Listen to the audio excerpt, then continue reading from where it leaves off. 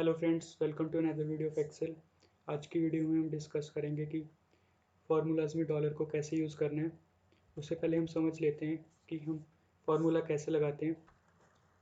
सबसे पहले मैंने यहाँ पे एक फार्मूला लगाया हुआ है सम का। फार्मूला लगाने के लिए हम इक्वल टू या प्लस साइन का यूज़ कर सकते हैं। तो मैं लिखता हूँ प्लस SUM सम और फिर मैं टैब दबाता हूँ। अब मुझे जो जो सम चाहिए मैं माउस से सिलेक्ट कर लेता हूँ। मुझे इन सारे सेल्स का सम चाहिए जो इसके ऊपर है और एंटर दबाता हूँ। तो अब इन सब का टोटल आ गया और मैं इसी फार्मूले पे कॉपी पेस्ट कर देता हूँ। Ctrl+C, इस पूरे पे Ctrl+V और ये पेस्ट हो गया। Ctrl+S मैंने सेव कर लिया इसको Ctrl+S से। तो अब अगर हम इस फार्मूले को देखें तो मैं उस सेल पे जाके अगर F2 दबाऊँ तो डिस्प्ले करता है कि उस फार्मूले में कौन कौन से सेल्स यूज़ हुए हैं। तो वो हाईलाइट हो रहे हैं कि इस वाले फार्मूले में ऊपर वाले सेल्स यूज़ हुए हैं। तो मैंने तो इस फार्मूले को कॉपी किया था ना इस पूरी लास्ट वाली रो में। तो अब मैं टैब दबाता हूँ। अब अगले वाले सेल में देखता हूँ क्या फार्मूला शो कर रहा है। तो जैसे जैसे ये सेल आगे खिसक रहा है वैसे वैसे वो फार्मूला भी का रेफरेंस भी आगे जा रहा है। इसमें मैं अगर F2 दबाऊँ तो इसके ऊपर वाले सेल्स, इसमें F2 दबाऊँ तो इसके ऊपर वाले सेल्स।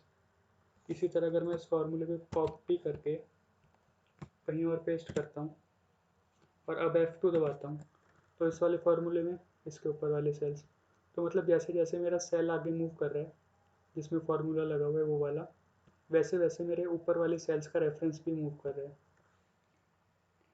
अब अगर मैं इस फार्मूले में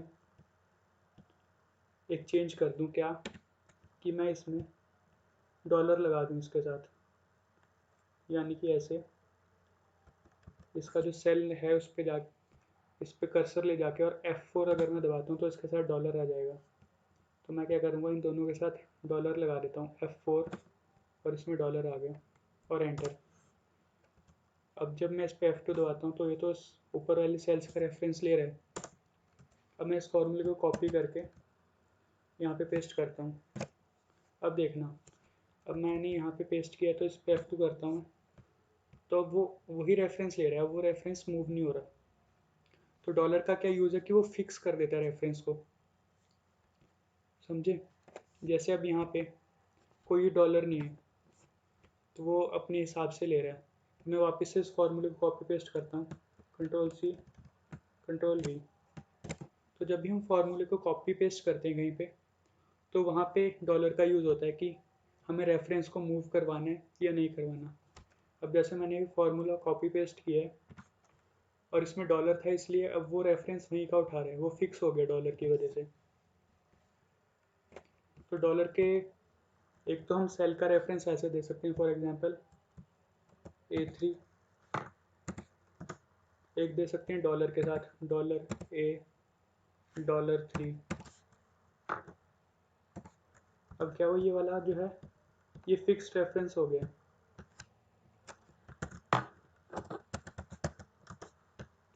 और ये वाला है जो ये रिलेटिव है कि जैसे जैसे सेल मूव करेगा वैसे वैसे उसका रेफरेंस भी मूव करेगा।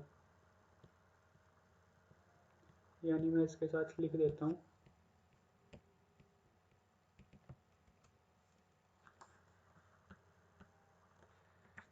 कि ये मूविंग है।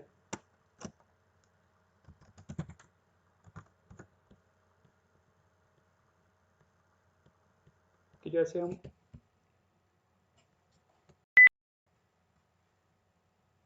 तो जैसे अब हमारे पास रिलेटिव यानी कि मूविंग वाला रेफरेंस होता है, एक फिक्स्ड रेफरेंस होता है जिसमें A यानी कॉलम के साथ भी डॉलर आ रहा है और 3 यानी रो के साथ भी डॉलर आ रहा है। और एक होता है मिक्स्ड रेफरेंस जिसमें हम एक के साथ तो डॉलर रखते हैं और दूसरे के साथ नहीं रखते। जैसे इसमें A के साथ डॉलर है यानी कि कॉलम फिक्स्ड है और इसमें 3 के साथ डॉलर है यानी रो फिक्स्ड है। चलो अब हम इसका यूज़ करके देखते हैं। इस शीट में क्या है कि हमने एक रो में और एक कॉलम में जो ग्रीन कलर से हाईलाइटेड है उसमें हमने कुछ नंबर्स लिख लिए हैं 1 से 10 तक, और जो बीच में ये सेल्स हैं इसमें हमें उस नंबर्स को मल्टीप्लाई करके रखना है। तो मैं क्या करूँगा, फार्मूला लगाऊंगा इक्वल टू ये वाला नंबर स्टार मल्टीप्लाई के लिए स्टार ये वाला नंबर और एंटर दबाऊंगा। अब मुझे इस फॉर्मूले को कॉपी पेस्ट करना है इस पूरे एरिया में, ताकि वो उसी हिसाब से जो उसका कॉलम है ऊपर वाला और उसका लेफ्ट साइड वाला ग्रीन कलर का जो सेल है उनको मल्टीप्लाई करके मुझे आंसर दे। अगर मैं इसी को सिंपली कॉपी पेस्ट करूं, कॉपी करके और इस पूरे एरिया में पेस्ट करूं, तो मुझे नंबर्स अजीब से दे रहे हैं। अब इस केस में अगर मैं F2 दबाऊं, यहाँ पे जो मल्टीप्लाई होके आना चाहिए था वो 3 मल्टीप्लाई 2 होके आना चाहिए था, लेकिन वो क्या मल्टीप्लाई कर रहा है, वो कुछ अजीब सा कर रहा है। जैसे इस सेल में क्या था, इसके ऊपर वाला एक इससे ऊपर वाला और एक इसके लेफ्ट वाला सेल मल्टीप्लाई हो रहा था, यानी रिलेटिव यानी मूविंग रेफरेंस थी। तो उसी तरह ये भी क्या कर रहे हैं, यहाँ पे एक सेल इसके ऊपर वाला और एक इसके लेफ्ट वाला सेल, उन दोनों को मल्टीप्लाई करके आंसर दे रहे हैं। तो हमें ये चीज़ नहीं चाहिए, हमें चाहिए कि जो ग्रीन कलर के सेल्स हैं सिर्फ उन्हीं को मल्टीप्लाई करे। अब मैं क्या करता हूँ, यहाँ पे चेंज कर देता हूँ फार्मूला, मैं लिखता हूँ इक्वल टू ये वाला सेल और F4 से मैं इसके साथ डॉलर लगा देता हूँ F4, और मैं दोनों डॉलर यूज़ करता हूँ। तो देखते हैं क्या होएगा, मल्टीप्लाई ये वाला सेल F4। तो मैंने रो और कॉलम दोनों फिक्स कर दिए यहाँ पे, दोनों पे डॉलर लगा के और एंटर। अब देखते हैं इसका क्या होगा। मैं कॉपी करता हूँ इसको और पूरे एरिया में पेस्ट कर देता हूँ। अब ये क्या कर रहे हैं, डॉलर क्या करता है, फिक्स कर देता है रेफरेंस को। तो इस फॉर्मूले में क्या कर रहा है, ये सिर्फ वही रेफरेंस ले रहा है जिस भी जहाँ पे भी मैं इस फॉर्मूले को कॉपी कर रहा हूँ, वो क्या कर रहा है, सिर्फ B3 और A4 सेम रख रहा है, कहीं पे भी चेंज नहीं कर रहा। तो मुझे क्या करना पड़ेगा, यहाँ पे मुझे मिक्स्ड रेफरेंस का यूज़ करना पड़ेगा, यानी कि जब कॉलम मूव कर रहा है तो कॉलम मूव करे, मतलब कि वो ग्रीन कलर के सेल्स ले, सिर्फ उस हिसाब से हो। तो मैं क्या करूँगा, मैं सोचता हूँ कि इस सेल में क्या हो कि जब मैं इसको कॉपी करूँ तो वो उस हिसाब से मूव करे। तो मैं F2, इसको मैं डिलीट कर देता हूँ एक बार, इक्वल टू, मैं चाहता हूँ कि इस वाले के साथ ऐसी रेफरेंसिंग हो कि जब ये मूव करे नीचे की तरफ, ऐसे फार्मूला ऐसे मूव करे तो ये वाली चीज़ फिक्स रहे, और जब फार्मूला ऐसे मूव करे तो ये वाली चीज़ भी ऐसे मूव करनी चाहिए। यानी कि मुझे इसमें डॉलर इस तरह से लगाना पड़ेगा कि जब मैं डाउनवर्ड जाऊँ तो फिक्स रहे। डाउनवर्ड जाऊँ मैं, यानी कि जब मेरी ये वाली चीज़ चेंज हो रही है डाउनवर्ड जाते हुए, तो यानी कि मुझे इस नंबर के साथ डॉलर लगाना पड़ेगा।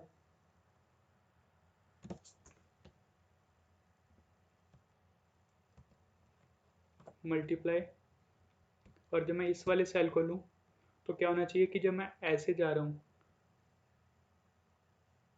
तो वो फिक्स रहे, और जब मेरा फार्मूला ऐसे डाउनवर्ड जा रहा है तो ये मूव करे नीचे की तरफ। जब मेरा ये वाला फार्मूला ऐसे नीचे कॉपी हो रहा है तो ये वाली रेफरेंस भी नीचे की तरफ मूव होना चाहिए। तो यानी कि जब मैं ऐसे जा रहा हूँ तो ये वाली चीज़ फिक्स रहनी चाहिए, और नीचे की तरफ जाते हुए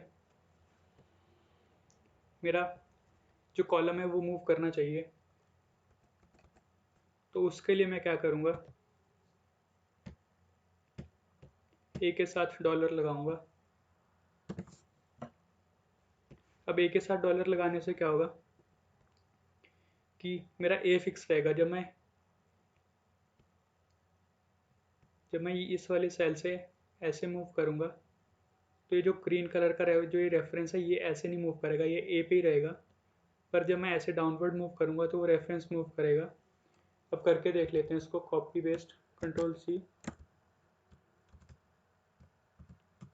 Ctrl+V। अब चेक कर लेते हैं ठीक आ रहा है। यहाँ पे क्या आना चाहिए था, 10 10 100, ठीक आ रहा है। यहाँ पे क्या आना चाहिए था, 9 9 81, ठीक आ रहा है। यहाँ पे क्या आना चाहिए था, 8 × 10 80। तो हमारा आंसर ठीक आ रहा है। इसको एक बार दोबारा करके देखते हैं। मैं इसको डिलीट कर देता हूँ पूरे को। अब मैं क्या फार्मूला लगा रहा हूँ इसमें, मैं प्लस का फार्मूला लगाता हूँ कि इस वाले सेल को और इस वाले सेल को प्लस करे, लेकिन रेफरेंसिंग इस हिसाब से रहे कि सिर्फ ग्रीन वाले सेल्स का ही टोटल आए इसमें। तो मैं क्या करूँगा, F2। अब ये है मेरा पहले वाला सेल B3।